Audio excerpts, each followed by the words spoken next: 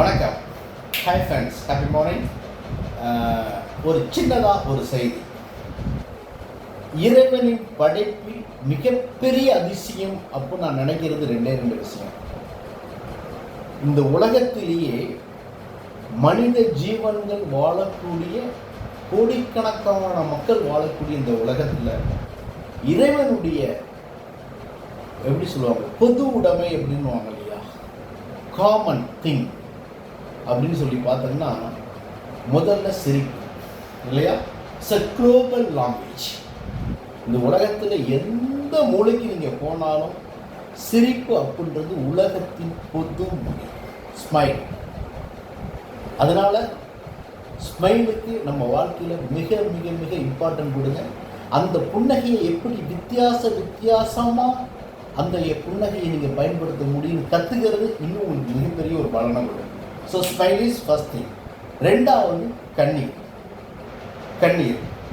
எங்கெல்லாம் பிரச்சனை வருது, மனம் அழுத்தம் தாங்கலையும் அத்தனை உலகத்தில் இருக்கக்கூடிய அத்தனை பேருமே வலி தாங்கலை, முடியல, மனப்பிரச்சனையாக இருந்தாலும் உடல் பிரச்சனையாக இருந்தாலும் வெளிப்படுத்துகிற ஒரே ஒரு விஷயம் கண்ணீர். Smile number 1.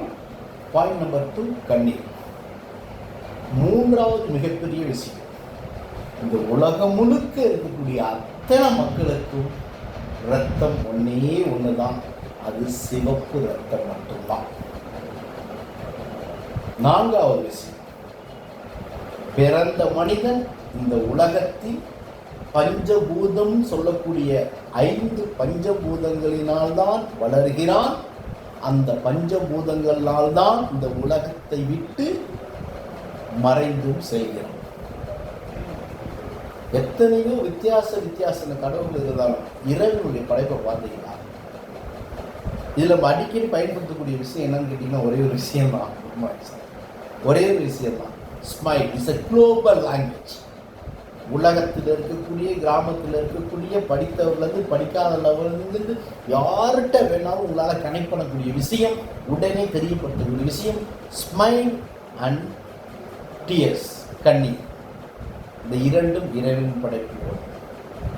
அதை நம்ம எப்படிலாம் பயன்படுத்தணும், எந்த நேரங்கள்லாம் பயன்படுத்தணும் தெரிஞ்சுக்கங்க. இந்த நாளும் உங்களுக்கு இனிய நாளாக அமையும். என்றும் அன்புடன் உங்கள் விஜய்.